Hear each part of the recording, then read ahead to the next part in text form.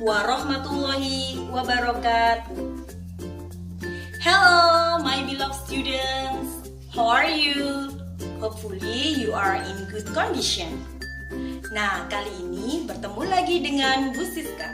Kita akan belajar tentang akidah akhlak.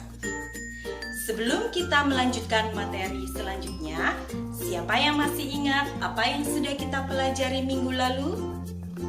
Ya, benar sekali. Minggu lalu kita belajar tentang pengertian Nabi dan Rasul, serta cara mengimaninya. Nah, siapakah yang masih ingat apa pengertian Nabi dan Rasul? Nabi adalah seorang laki-laki pilihan Allah SWT yang diberi wahyu untuk diamalkan sendiri. Sedangkan Rasul adalah seorang Nabi yang diutus oleh Allah SWT untuk menyampaikan ajaran yang diwahyukan itu kepada umatnya. Lalu, bagaimana cara kita mengimani Nabi dan Rasul? Yaitu dengan cara percaya sepenuh hati bahwa Allah SWT telah mengutus para Nabi dan Rasul ke dunia untuk menyampaikan ajaran Allah SWT. Baiklah anak-anak, setelah kita mempelajari tentang pengertian Nabi dan Rasul serta cara mengimaninya, sudah siapkah kita belajar hari ini? Mari kita ke materi selanjutnya. Baiklah anak-anak, kali ini kita akan belajar sifat-sifat bagi Rasul.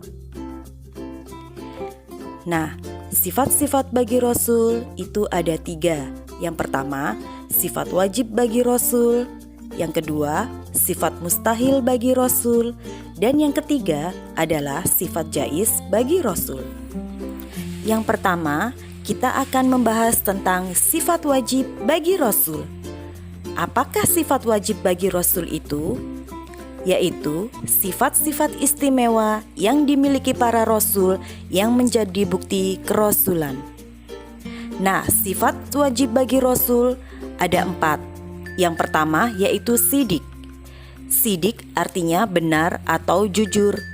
Setiap Rasul pasti jujur dalam ucapan dan perbuatannya.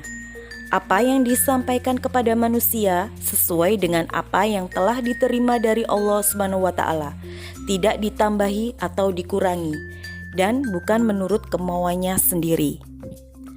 Sebagai seorang muslim, sudah seharusnya kita meneladani dan mengamalkan apa yang dicontohkan oleh para nabi dan rasul. Maka, dalam keadaan apapun, kita hendaknya selalu bersikap jujur dalam beberapa hal, antara lain dalam perkataan, jujur dalam pergaulan, kemauan, janji, dan benar dalam kenyataan. Nah, cara meneladani sifat sidik yaitu bersikap jujur kepada semua warga sekolah, bersikap jujur saat ulangan atau ujian. Kemudian yang kedua adalah amanah. Amanah artinya dapat dipercaya. Para rasul melaksanakan amanah dari Allah SWT, yaitu menyampaikan ajaran-ajaran Allah SWT kepada umatnya. Nah, cara meneladani sifat amanah yaitu dengan cara amanah dengan tugas-tugas yang diberikan oleh bapak atau ibu guru, seperti misalnya menyelesaikan PR. Amanah mengerjakan tugas-tugas rumah yang diberikan kepada kita, seperti misalnya merapikan tempat tidur, menyapu, dan lain-lain.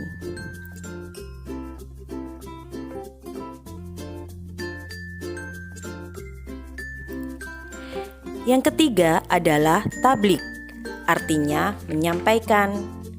Sudah menjadi kewajiban para rasul untuk menyampaikan kepada manusia apa yang diterima dari Allah SWT. Para rasul tidak akan merahasiakan semua hal yang diterimanya. Dan cara meneladani sifat tabligh ini yaitu menyampaikan informasi yang kita miliki, baik itu ilmu atau apapun, kepada orang lain.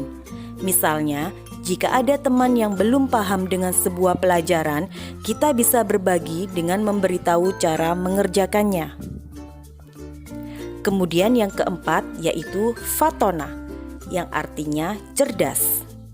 Para rasul membutuhkan kemampuan dan cara atau strategi khusus agar wahyu dan risalah yang disampaikan bisa diterima dengan baik oleh manusia. Karena itu, seorang rasul wajib memiliki sifat cerdas. Kecerdasan ini sangat berfungsi terutama dalam menghadapi orang-orang yang membangkang dan menolak ajaran Allah SWT. Cara meneladani sifat fatona ini yaitu dengan menggiatkan diri untuk banyak membaca dan belajar. Dengan membaca dan belajar, maka otak kita akan terasa sehingga menjadi cerdas.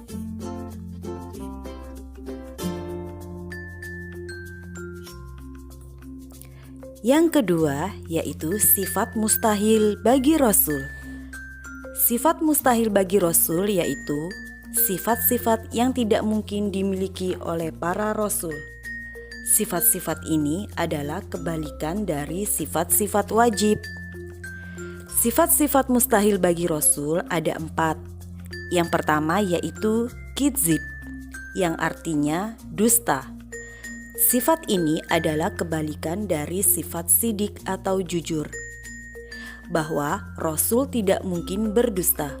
Apa yang disampaikan kepada umatnya adalah ajaran Allah SWT, bukan karangannya sendiri.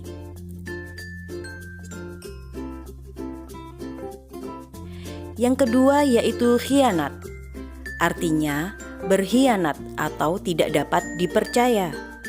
Sifat ini kebalikan dari sifat amanah. Seorang rasul tidak mungkin berkhianat kepada umatnya, karena mereka adalah manusia pilihan yang sudah teruji sifat amanahnya. Kemudian yang ketiga adalah kitman, yang artinya menyembunyikan.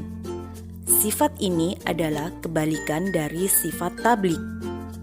Mustahil bagi seorang rasul menyembunyikan ajaran Allah SWT. Apa yang diperoleh dari Allah SWT disampaikan seluruhnya kepada umatnya. Kemudian yang keempat adalah balada, yang artinya bodoh. Sifat ini adalah kebalikan dari sifat fatona. Tidak mungkin seorang rasul itu bodoh dan tidak memahami tentang ajaran yang dibawanya.